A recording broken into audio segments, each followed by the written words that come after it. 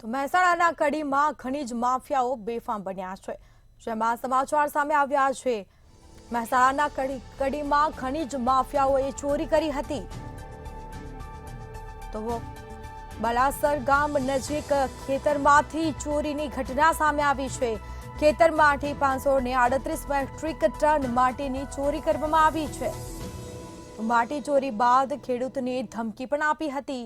સમગ્ર મામલે તપાસ કરવામાં આવી છે। આરોપી અને તેના પુત્રો સામે ગુનો દાખલ કરવામાં આવ્યો છે।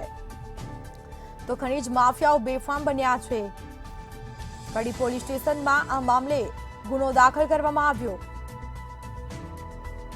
તો બલાસર ગામ નજીક ખેતરમાંથી ચોરીની ઘટના બની છે। માટીની ચોરી કરવામાં આવી હતી। ખેતરમાંથી 538 મેટ્રિક ટન માટીની ચોરી કરવામાં આવી।